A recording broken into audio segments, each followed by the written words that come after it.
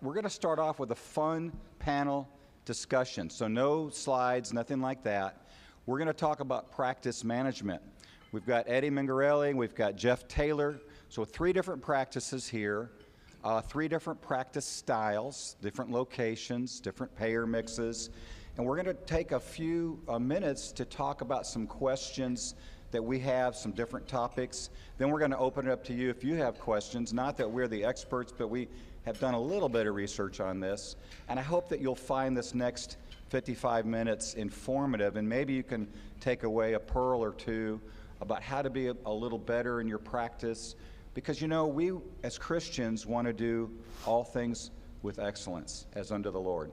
So I'm going to just hand this over to Jeff first. We're going to introduce ourselves and kind of our practice, and then we'll get into the questions. So I'm Jeff Taylor. I'm from Paducah, Kentucky. I'm a comprehensive ophthalmologist, and I've been in practice for 19 years now. I'm Eddie Mingarelli from Fayetteville, Arkansas. Comprehensive, mainly cataract and refractive ophthalmology, in a 2 ophthalmologist and 5 optometrist practice with 2 locations, and been in practice for 7 years now. And Jeff, how many are in your practice? So we have 3 MDs and 1 OD and 1 location, no satellites. Okay. We do have a surgery center that is partially half owned by us, half owned by AmSurg. Okay. And we are private equity. I did kind of fail to mention that part. We sold to private equity in 2018. All right, that's interesting. So again, my name's Kurt Heitman. I'm in a practice of now 17 because we have 3 new people joining us this month. And so we have 12 MDs and 5 ODs. We have 4 locations. We're building a surgery center next year and a 5th location. So this is a busy area, and God has really provided. There's a lot of people moving in here.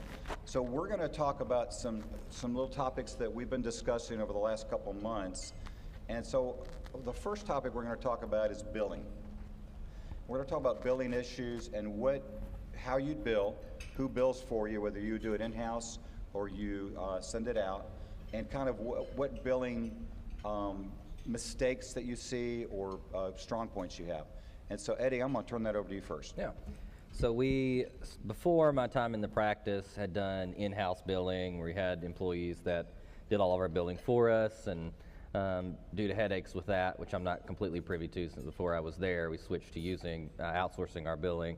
Still have 1 person in the practice that their primary function is still to help with billing and make sure our coding is correct and interface with that company. So it doesn't completely eliminate our kind of in-house costs, but the company that we use is called Alta, and the cost of that is a per provider per month fee in addition to a percentage of collections, basically, is the model that they use for it. I think it's 4% of collections total, I think is what that is, and then some per provider per month base fee that we pay them as well. And so we've toyed with the idea of going back to in-house and tabulated some of the cost of that versus the risks of, well, if we get somebody that doesn't know what they're doing, which Alta's been doing a pretty good job for us, then, you know, what the risks of that are. So there's definitely a cost associated with outsourcing the billing. It's a little less of a headache.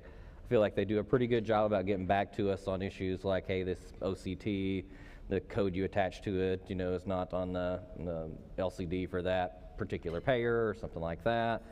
I've gotten pretty good over the last 7 years at coding things to where I'm used to how they're going to bill and not having as many of those snafus. But for some of our other physicians, I know that like that's pretty helpful for them that aren't as savvy on the billing side of things. I don't think they do a fantastic job of maximizing so they're not going to go back and add codes that you missed, basically. So it's still the onus of making sure we bill efficiently or maximally, or however you want to think about it, is still on us. They're never going to go back, you know, like you would see maybe at a hospital system and say, hey, if you change this code to this, so you actually could bill a level 4 instead of a level 3. They're not at that level of efficiency for us, but what we need them to do, they seem to do it pretty well. Yeah, so billing is a headache, and you know, it takes a lot to do billing. Have you seen? So you mentioned a couple things that are, you know, maybe could be better, but 4% actually is a pretty low percentage. When I have done a survey around 6 to 7% is kind of the average, so 4% is pretty good. Does that include the software, or you have the practice management, you bear the cost of the practice yeah, our management? practice management software is on us. The per provider fee is not cheap either. I mean, I think it's like bordering on $2,000 per month per provider. And so it's a pretty steep base fee, I think, in addition to that 4%. So when you calculate that in there, I don't know what that would be exactly. But no, our practice management software is all on us, essentially, and they have logins, basically. We use iMedicWare, which is kind of a full practice management from front to back that we use it for. And they can log in and send us messages through our own EMR, which they do sometimes. So I'm curious out here, how many people outsource your billing? So few, but most people keep the billing in-house, okay. Jeff? We do ours in-house. This is the same billing team that's been there essentially since I started. We have our main biller. I describe her as a pit bull. She goes after our money, and she will tell us that, and she'll tell anybody that. She's like, you earned it, I'm gonna go get it. And so we have 6 billing people for 3 MDs and 1 OD. And that includes our 3 MDs do a lot of injections. We do probably around, I would say, 1,000 injections a month, intravitreal injections. And so there's a lot of tracking drug that they do and all that involved in those 6 people. So it's not just visits. They pre-certify surgeries, everything like that. And I know that you have mentioned that in your practice, you're not kind of the typical comprehensive ophthalmology practice because you do medical retina and you're very busy because you've lost some people. Is that right? Yeah, that's correct. So we had our practice in 2018 was 6 MDs and no ODs. And since after our sale, we lost 1 retina person fairly rapidly and then another one about 3 years later. And so we went from having 2 full-time retina people to having 0. And so we're about 2 hours from any other referral center. So we essentially took on, the 3 MDs took on doing all the intravitreal injections, which ended up being about 1,000 a month. And then we were already fairly busy. So that took our patient volume up pretty high. I said I'm the slow kid. I see 50 a day, and that's the slow kid in my office. I have one partner that sees about 70, and I don't know how he does it. He's meeting a need, so Yeah. So I'm going to put a plug in right now for the AAOE. If you're familiar with it, the American Academy of Ophthalmic Executives, and that is a great resource for you because there's benchmarking data. It kind of gives you an idea of maybe are you on the high side, the low side of some numbers. And if we look at in-house billing, a good number of FTEs per physician is about 0.3 to 0.5 FTEs in the billing department per physician. So if you're solo doc, that one person maybe that's billing for you might be doing something else too on the side. So kind of think about that number. A good number for if you're outsourcing billing is about 6%, 4%. Well, 6% that includes the software. So that's probably where your 4% comes up a little bit. So those are some numbers you should think about. We have in our practice, we do our own billing. We actually started a billing company years ago. It became too much of a headache dealing with certain practices. We were at 4%, and we provided the software. So we were on the low side of things. One of the things that we learned was that you should probably have certified coding experts in your practice. You should train your scribes or whatever to be good at coding. That's important. It takes some of the burden off of you because it's hard to oversee all those things. So we've done that. We have certified coding experts. We've gone through the Academy's program to do that. The other thing that we've learned is that coding starts from the first contact, or billing starts with the first contact with the patient. So how do you schedule? Are you scheduling appropriately? Because mistakes can happen. Bring a patient in and you've scheduled them for a complete exam, but yet they really only need a follow-up, and you miscode them.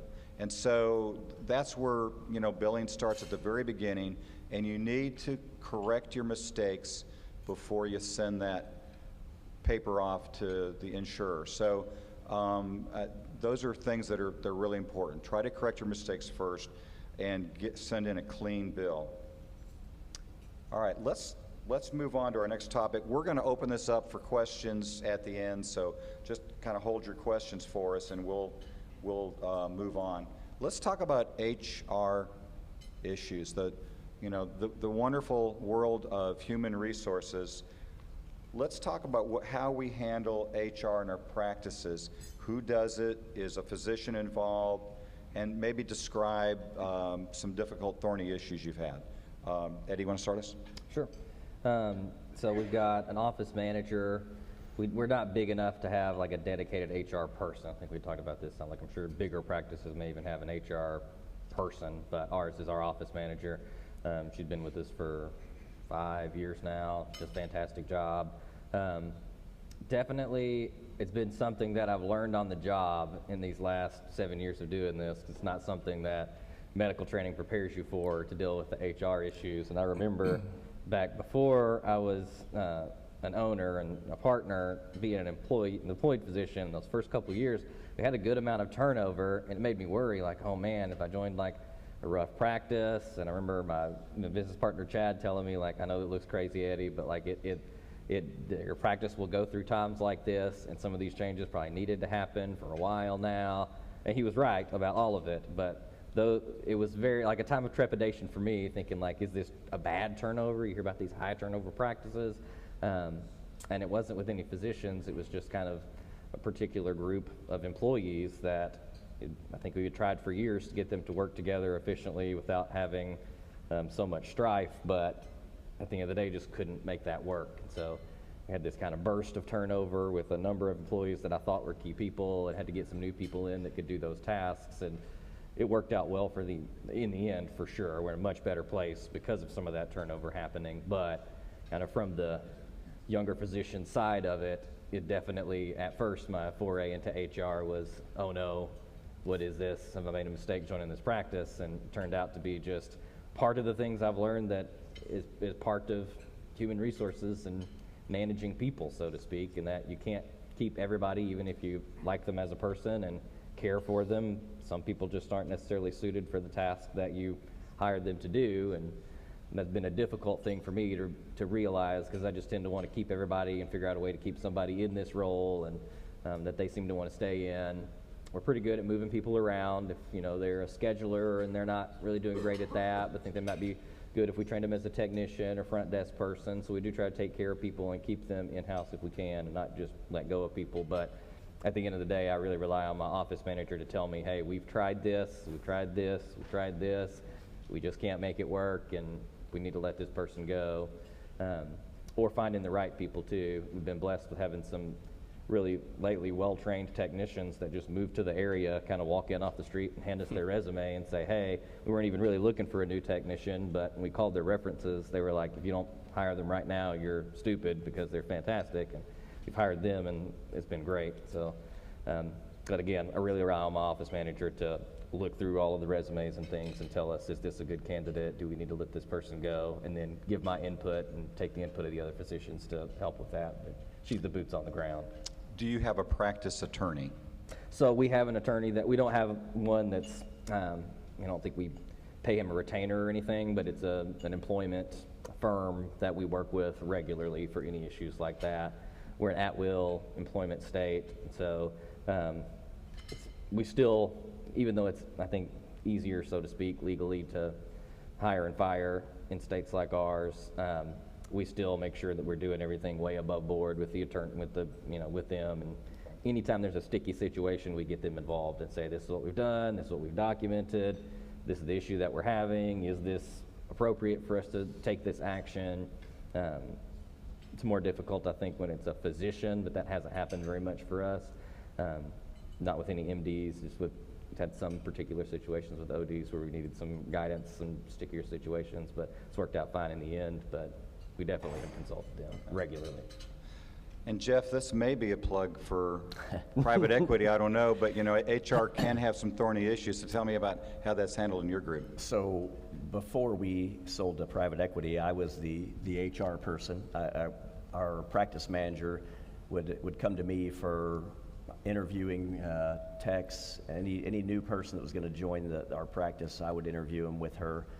And so once we sold to private equity now, I was telling Kurt just the other day, I had 2 people walk in the door, this is last week, and I'd never seen them before. I had no idea who they were or what they did in my office.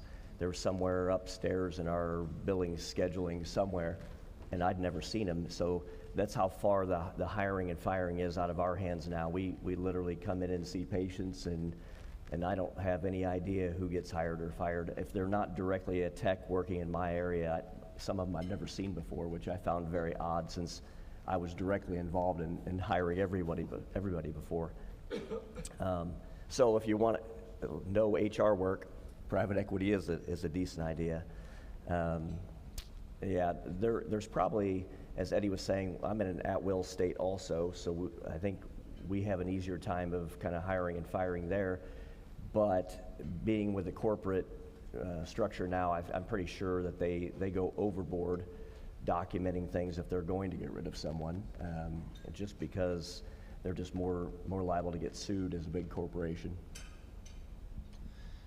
In our group, we have our practice administrator, we have a chief financial officer who's a CPA by training, and then we have an administrative aide, and that's kind of our HR team. They're all involved in HR, primarily the practice administrator, but you know, it's a complicated issue. HR involves everybody in the office, not just employees. It involves physicians too. You know, you never know what can come along. We have had some struggles in our practice over the years. We've lost several partners in our practice, and one was due to sexual harassment. It was a horrible thing. It was years and years ago, and I don't need to go into all that, but you know, things can happen that you may not be prepared for, and it's good to have the right kind of help. In that situation, I was the partner that was notified of what was happening, and I immediately called our practice attorney, who guided me through the process of discovery and how to handle the situation. And then, you know, there are other things that can come up. And so it's good to be somewhat prepared. You can't be prepared for all these things, but, you know, do you have any policies that you have written to try to counteract this, such as, you know, how about the, I guess the term would be, you know, a physician who is not harassing, but maybe, Brad, what's the term that we have in our policy for, what? Well, just we have, you know, if you're a difficult person. Yeah.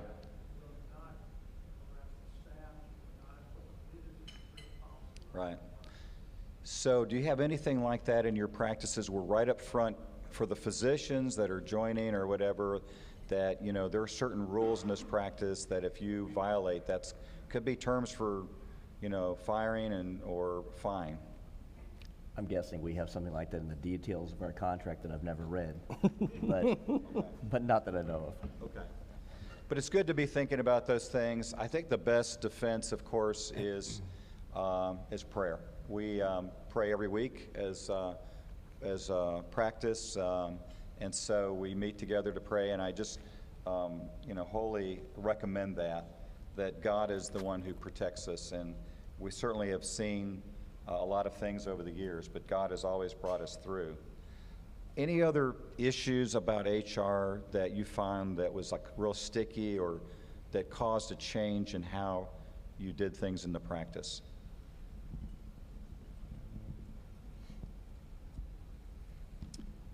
Okay, let's get down to maybe some quantifiable topics. And how efficient is our practices? Patient wait times, do you ever look at those things? So we're going to look at some, you know, key drivers of productivity, key performance indicators. So let's just start with, let's say, patient wait times. Do you have any idea what your patient wait time is? Do you mean wait to get in the door or once they're in the door? Well, let's do both. Okay. So for us, it's generally, it depends on what your problem is. We try and make a preferential in the door with cataracts. So we try not to keep cataract evaluations waiting more than 2 to 3 weeks. Other than that, I have patients who want to get in for a general exam. It's 6 to 7 months. I truly try not to see just general exams anymore. We don't have the capacity to do that. Once you're in the door, it depends on which partner it is. I have the partner that sees 70 a day. His wait time in the door is, he probably sees them and they're out the door in less than an hour. With me, generally I'm the slow kid. The duct tape would fix my problem a lot, but I'm usually an hour and a half, hour and 45 minutes if they're there. Eddie? So for kind of wait time for appointment slots and laser slots like YAGs, SLT, that sort of thing, and cataract or pterygia like surgery slots, we kind of have a weekly report with the surgery scheduler that's specifically schedules that type of procedure. So they'll send us out like, here's your availability, here's your Dr. Betts, the other physician's availability, here's how many weeks we are out to schedule a slot, here's how many weeks we are out to schedule a pre-op. I think we're usually within 3 weeks or so to get a cataract pre-op in, which is, like most of us, probably the main thing that we do. So within a month, we want to get them in for the pre-op, and then usually within 6 weeks or so, we'd have a surgery date that was available. We get them in quicker in certain situations if we need to, for sure. The wait times for clinic slots aren't too bad. I would imagine we're probably within a month or so. Similar with general, like a new patient exam, I guess is what I would think about, is that we have a little metric about, okay, here's your next new patient available. But I usually have new patient slots available within a couple of weeks. If we have somebody that's referred in for an urgent issue, I can see them within the same week, and our head technicians know, okay, this person was like a kid that their optometrist thinks may have papilledema. We need to get them in quicker to kind of get the workup started, that sort of thing. Our lead technician is good at going through that and moving people up the triage list to get them in within the week, even if we need to. So for clinic wait times for appointments, we're pretty quick on that, I feel like. And for surgery, it's rolling into the year. I think like most of us, people meet their deductible. They want to get that cataract surgery in that they've thought about for a couple of years, and now it's a good time. And so, in October, we're starting to book into next year often. And So in our practice, it varies between the providers. Some of our providers, for a routine exam, it's going to be almost a year out. And that's why we've brought 3 new doctors on this year. So welcome David and Caleb and Robert. Any rate, there are some strategies that we've tried to do. We employ a triage team. We have a call center. We have our trained technicians who take triage calls. So we have to prioritize. Obviously, patients that have flashes and floaters are going to get in pretty quick. Certain symptoms drive when the patient comes in. I think most of our practices are set up that way. We, again, try to prioritize our surgical patients that are needing help with surgery, diabetics, certain things like that. We've got now 3 retina people, although we're losing one temporarily to Africa, but in the group.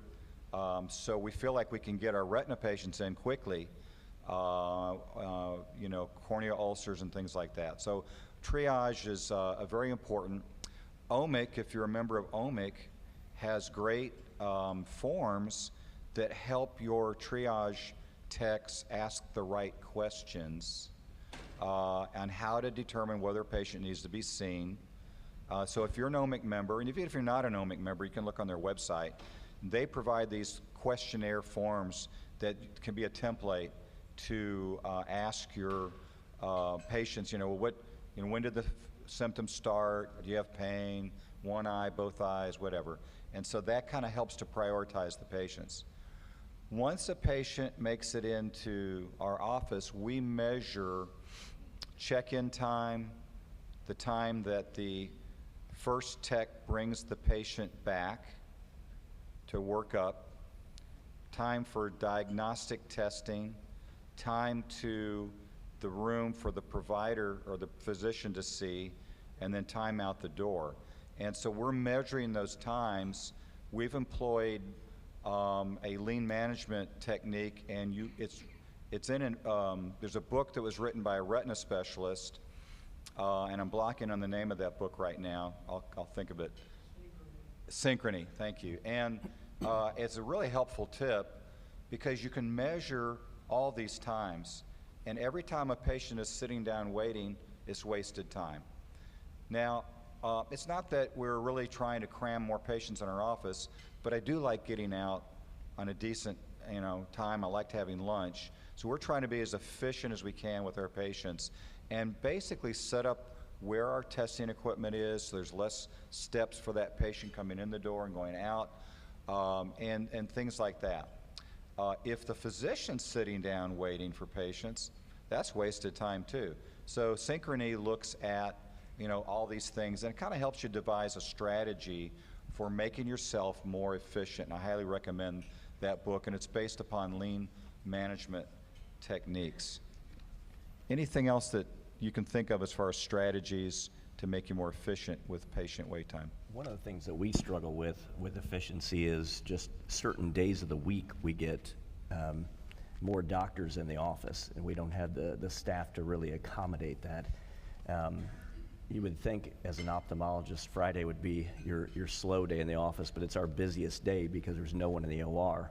And so every doctor's in the office. That's the only day every doctor's there. And so things kind of grind to a halt on Fridays. It's very slow to move through the office on a Friday. Yep, so some of the issues just deal with how many lanes do you have to work with, and is there a bottleneck with testing and things like that. And a lot of that's scheduling, and sometimes you don't have a choice, you just don't have the capacity. All right, let's move on to some key performance indicators, key drivers of profitability or productivity. There are some great benchmarks out there. Again, I would recommend AAOE.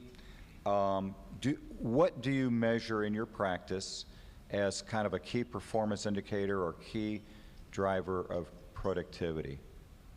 Would you take that, Eddie? Yeah. Jeff's answer is the private equity guys do that for now. So we, kind of similar to our kind of weekly reports that we get from surgery schedulers, our office manager will put together a weekly report of like what our account balances are, what our accounts receivable wait time is, and all those sorts of things. We monitor kind of number of patients seen per physician, our optometrists and our ophthalmologists. Same with number of surgeries that were completed. We kind of compare year to year on that. We don't regularly compare, or we don't regularly, I think, tabulate what our profitability per patient encounter is. We just look at more of the number of patients seen. We do that occasionally with the optometrist because they have a bonus structure that's based on their collections or billing, and we have to look at that because we co-manage internally a lot in the practice, and a non-charged post-op visit, not really fair to say, well, if you see half of the post-ops and the other 4 doctors don't, then you make way less on your bonus. That's not really fair. So we do tabulate that for them regularly because the value that they get for a post-op appointment is an average of their per encounter collections with the other patients.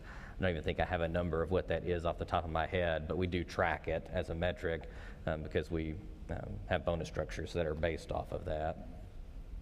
Do you have, so if we think about maybe payer mix, do you all take vision plans? We do, and so, which is a bit of a headache because they pay very little. We have 2 locations though, and each has an optical, and so our optometrists see essentially all of the vision plans. Run into an issue where technically, if you're a practice that takes a vision plan, you have to see one every now and then. And so since the 2 MDs, me and my business partner, see 0 to none, our wait time on those is about 12 months if you did need to see an ophthalmologist for a vision, because those slots are very rare in the appointment schedule, but they are technically there.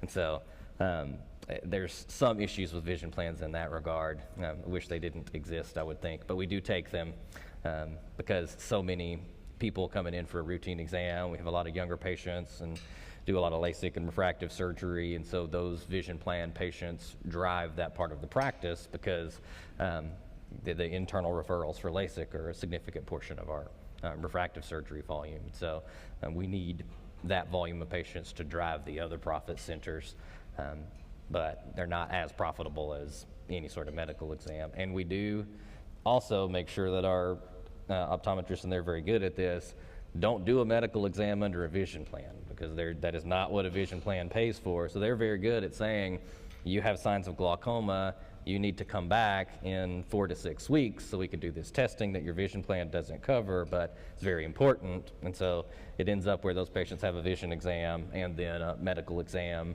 about a month later, but that's what you have to do to take care of them. If you're doing medical work under a vision plan, then you're not getting paid for what you're doing.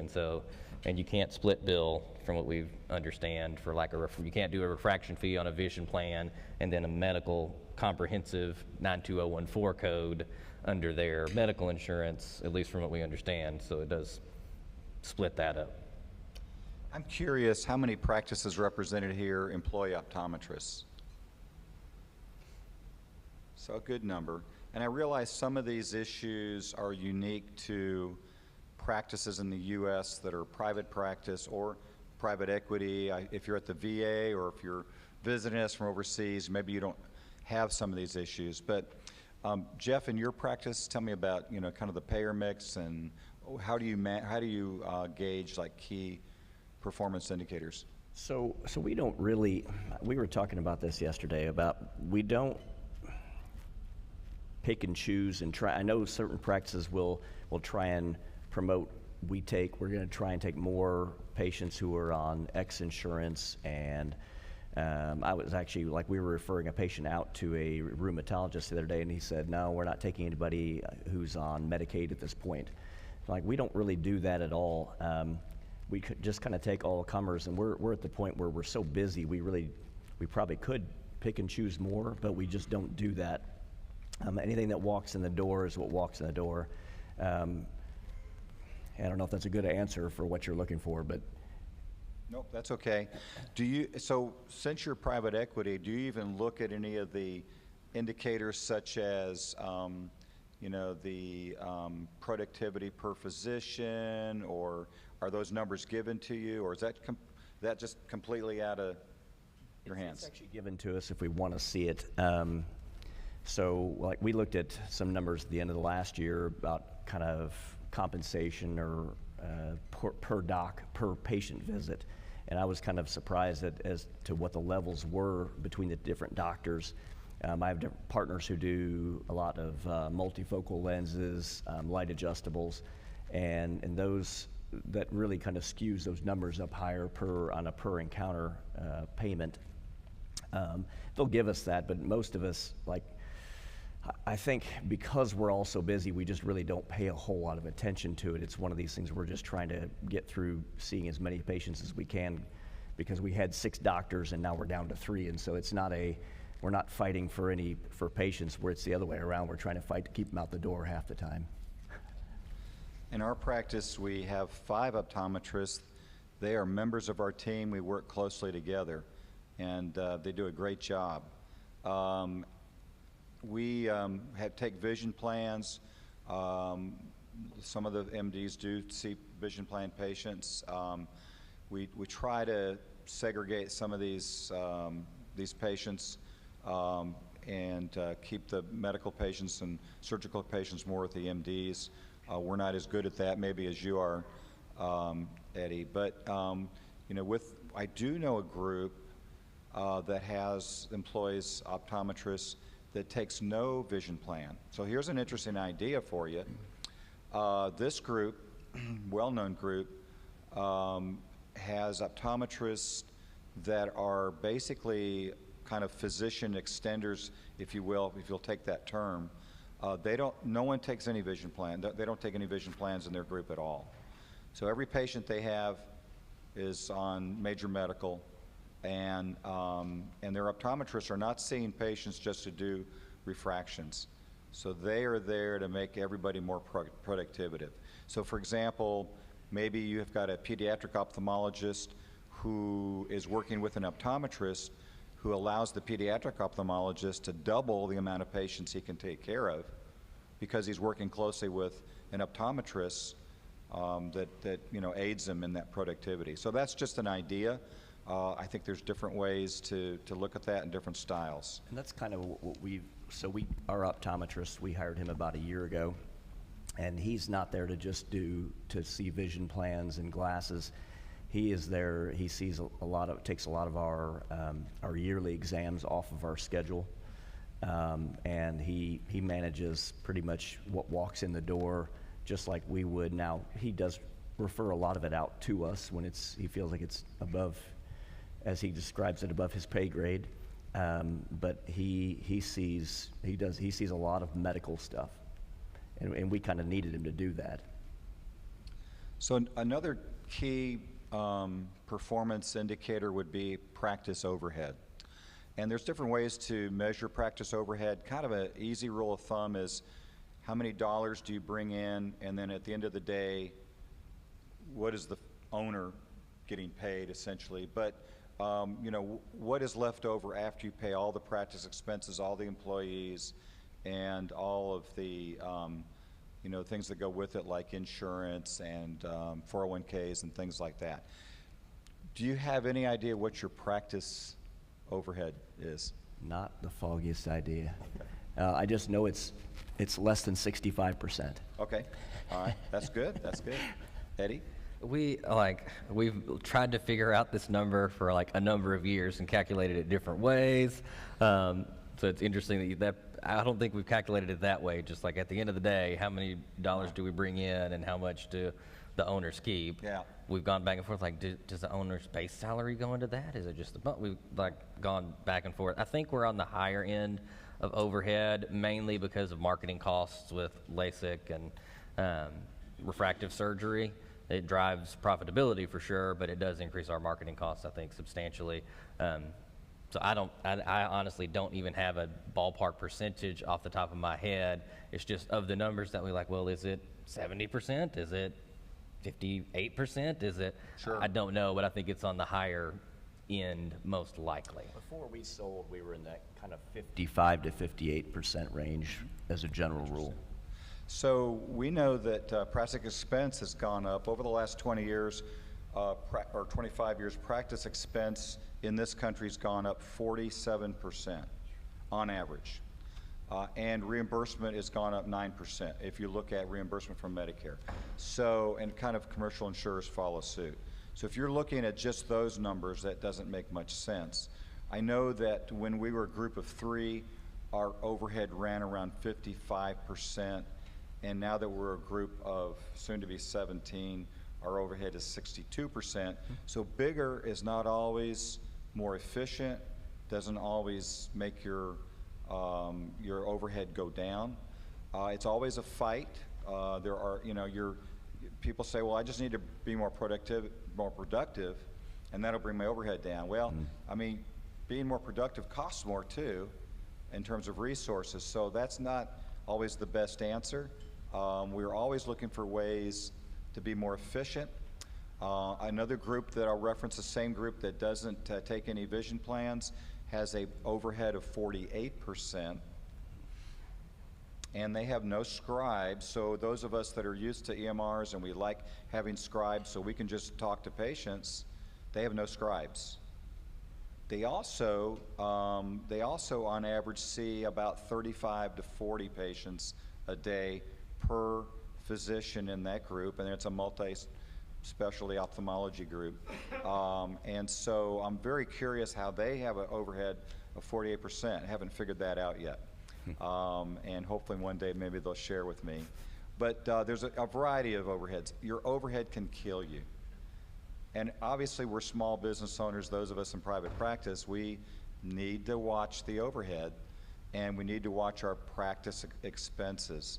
And that's, you know, number one, usually practice expense is employee costs. But now, is that true for your practices? Is that the number one practice expense? That has to be. Yeah, for sure. I'm curious about that. What, do you have that number for your practice about number of patients seen per provider per day? Yes, we look at kind of the numbers. We also look at the dollars per patient encounter. We look at that once in a while. We're not really, probably actually once a year we look at that number. Every month we have a meeting and we look at our financials. We're looking at you know, productivity per physician. And in those numbers we'll look at the number of new patients seen and, you know, the number of total patients seen. You know, soon I would like for us to look at wait times per physicians, not just, you know, average wait times. But you can't, it's kind of apples and oranges. If you're a glaucoma doc, your wait times might be a little bit longer. I'm a comprehensive ophthalmologist, and I on average see easier patients, so my wait times are pretty low. So it just depends upon the type of practice you're in. Again, I recommend Synchrony. Take a look at it. And it's not about so much more productivity, it's just keeping your wait times down. I will tell you that this new generation of patients doesn't want to wait very long in your practice. Now, when I first started practice 30-something years ago, you know, Lily would come in and she's 75 years old and she didn't mind waiting a couple hours because she got to talk to her friends or whatever in the lobby, and you know, she didn't mind that. But these days, new generation of patients, they don't want to wait. Any other comments about that? Anything else about key, you know, drivers, performance, those kind of things? How about technology? Do you have any technology that you have that has helped you be more productive or more efficient? We switched EMRs in 2019. We were on a very old EMR called KeyChart. It was one, like the very early one. The founder of our practice, Jay McDonald, was an early adopter of EMRs, so it was older technology.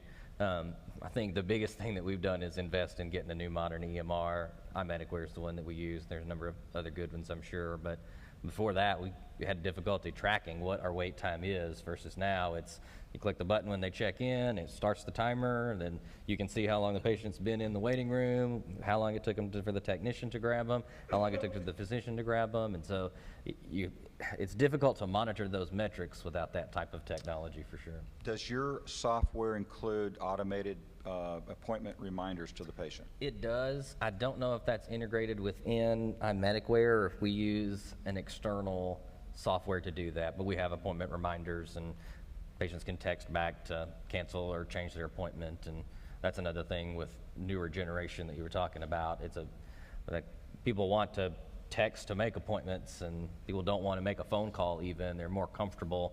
We've learned this from our foster teenager. It's like making a phone call to somebody is like, it's torture. But if they can text, it's fine. And so I think going forward in modern practice, that's going to be a big technology thing to invest in too, just text to make appointments. Jeff, how about you? That rubbed off on my entire family too. No one wants to make a phone call. Yeah. We have a system. I don't think it's involved in our practice management or anything like that, but we have a system that does text reminders and whatnot, but I think it's a separate system. So we have an automated system like that in our practice too. I'm not sure how well that works. It works well for some patients, our younger patients, our older patients. They like phone calls. So, you know, you might have to do a combination of things to make sure your patients are reminded that they you know, need to come in.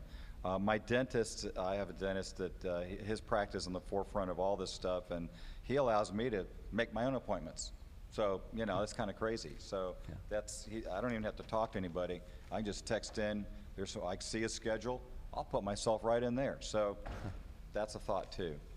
Any other comments about automation in your practice or technology before we move on to the last two topics? Okay, marketing. How many people employ any type of marketing in your practice? Okay, and you know, marketing not just means advertisements. I bet everybody here in some form or fashion employs some marketing because there's in-house marketing too. And the best marketing is word of mouth marketing. So, but for our purposes, we're talking about external marketing. What do you do? Facebook, really, online marketing is the only thing we do. We used to do TV, newspaper years You're too ago. busy already, so you Yeah, don't need to market. We're trying not to. I guess we're trying to market to specifically the cataracts and whatnot, but that's about it. Trying not to bring more people in the door if at all possible. All right, Eddie. We've got a marketing agency that we employ that runs the Facebook account, and mainly it's online marketing. That's where most of the money goes these days with Google AdWords and that sort of thing. Trying to make sure we're at the top of the search result. That's our biggest thing. But we still have some TV slots and some radio slots. Mainly those are geared, I think, toward the cataract patients that are on those types of media, essentially. So that's expensive, though. Yeah. So we, and that may be the most effective way, we just do a little bit of online marketing. We're kind of in your situation, Jeff, where we've got so many patients we just can't see straight. But you try to make your presence known. So the way to think about that is Facebook or the social media marketing. That's the new Yellow Pages. So when I came into practice, everybody put their name in the Yellow Pages, but now the new Yellow Pages is social media, that kind of online marketing and presence. And I like what you said about you can work with Google to have a higher priority and have your name up there first. So, last but not least, how about succession planning? Do you have a structured buy-in, buyout? Is that in your contract? I know you're in private equity, Jeff, but what do you do about succession planning? So for us, the main owner of the practice, my partner, is about 10 years my senior. He's not planning on retiring anytime soon. I'm kind of, so I think the term is he's the managing partner, and I'm whatever other partner structure is. But essentially I'm involved in all those decisions and decision making, which is why it didn't bother me much. And then there's a plan for, ideally we would have a third MD at some point, and around that time, if that hasn't been in the next couple of years or so, then I'd buy into more of the practice and more of the surgery center, versus if a third came on, then it would kind of trying to be closer to getting closer to even distribution between the three physicians over time would be the goal long term if we end up growing to be a 3 MD practice. I don't know that that's in writing anywhere, but that's the discussion. And maybe different practices are, I think the advice for that would be different, is you probably want some things in writing, and trust goes so far, but it's nice if a handshake still meant what it meant. yeah. We still do have a structured buy-in, buyout for our surgery center. That's the 49% that we own for that. But obviously the practice, that there's no succession plan there.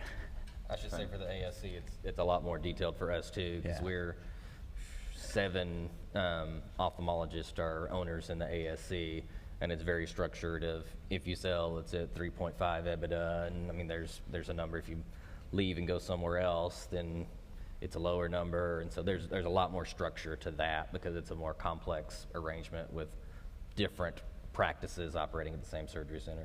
So we don't have an ASC yet, but we're building one, so we're investing in one. We do own some buildings. We have a very structured buy-in and buyout as a partner of the practice, and it's very easy. It's basically the kind of the fair market value of the assets of the practice. There's no goodwill, so it's an easy buy-in and easy buyout, and that's everybody knows that. There's no miscommunication about how that is. I think it's very good to have kind of some of those things written in detail so that it's clear and there's no hard feelings or miscommunication about that. And then, we have several LLCs, so each building is a different LLC, and the opportunity to buy in to that, and we even have non-partners opportunity to buy in to that, and so it's those things are not as structured in the sense that we don't have a plan for everybody to say, well, when you reach this point, you get to buy into this LLC. That's more of a discussion, so it's a little more complicated. All right, we're going to stop here and we're going to throw this open for questions. I hope there was a few nuggets that was worthwhile. Again, I recommend the book Synchrony. I recommend the AAOE for great information on practice management. So I'm going to throw this open for questions. Yes. I've got a question about, sometimes it ends up being a little bit of a discussion at the end of the visit for patients regarding refractions and what's covered and what's not. How do you address that at the beginning just to make things easier and smoother? Because sometimes you don't know if a refraction is needed, and sometimes the patient just says, my insurance covers everything, I'm not going to pay, So how do you make it smoother? Anyone want to take that? So we, Okay. Question is, how do we deal with refractions to make things smoother, because some patients may feel like they don't owe anything for refraction or their insurance covers it. So how do we deal with that question? so for years, we did not charge for refraction. And then, I don't know, probably when the private equity bought us, they wanted to charge $25 for refraction. And we spent more time arguing or discussing this with patients that there was a charge for their refraction, that all of us revolted and said, we're just not doing it anymore. So we just give them for free, and we kind of write it off because it's just wastes more time than we were going to make from it. There's one answer. For us, having ODs and MDs in the same practice, we try to see very few patients who think that they're coming to an ophthalmologist to get a refraction. That's how we mainly manage it. And I counsel them with that. Like, I may, at one appointment, if the tech has already refracted, refine that a little bit. But my discussion with the patient is this little thing here where I say which one is better, 1 or 2. I did that a month ago, and I did a whole bunch of cataract surgery and other things, which is what you're here to see me for, or glaucoma management. And I've got 5 other doctors in the practice that do this every single day, and will get you a way better pair of glasses.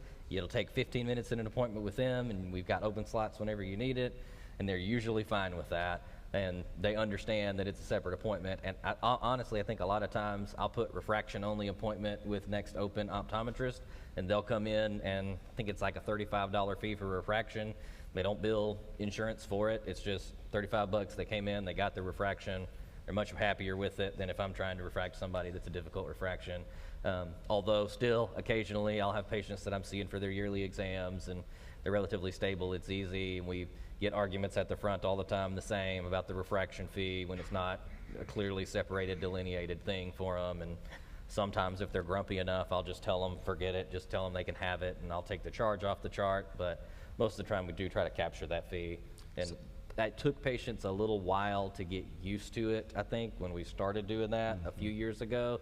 And then after a few years of being very diligent and saying, if you want this, this is a charge, your insurance definitely won't pay for it. Now people have gotten used to it a lot more. So that's a good way to deal with patients if they're on major medical and they're not going to have covered expenses. Bring them back for a separate refraction only, which then maybe the patient expects they got to pay something because they're coming back. We are pretty clear up front with our patients that are not vision plan patients. We let them know that if we do a full exam, there'll be a refraction charge with that exam that's not going to be covered by their insurance. That's how we state it up front. Sometimes we'll, forgive that. It's up to the doctor's discretion to forgive that. But we're very clear that there are some things that are included that are not covered by their insurance at the front desk when they come in. Another question. So, as far as coding goes, are you guys doing anything with respect to the HCC? Familiar with that? With respect to HCC, Yeah, hierarchical condition coding. all right, so yeah, okay, so that, I am not familiar with that. I know that we've discussed that. Our practice manager has discussed that. We use ModMed. So here's the question. The question is, when you're coding, what do you do with HCC, which is the hierarchical coding something? Through our practice management software, we have those indicators in our software. I am not personally involved in having to deal with that. You should probably look at what your practice management software does for you. Yeah, so I work at Mayo, and so they're really good at looking at trends in billing and so forth. And so there's risk assessment factors. And so apparently Medicare is looking at trying to reimburse a little bit more for those who have higher risks. You know, people with like liver transplants, and people who have had amputations and so forth. And so they're trying to make sure they capture, you know, the maximum amount of reimbursement, or at least that's the way things are headed. So again, I sit on the finance board for one of our local hospital systems, and this HCC issue is really they're more concerned about it than I am in private practice in a group. And it really comes into play, I think, with how Medicare is reimbursing more at a bigger entity level than really at a small group level. I think it's more complicated, and that is something they are concerned about. I just don't know that much about it.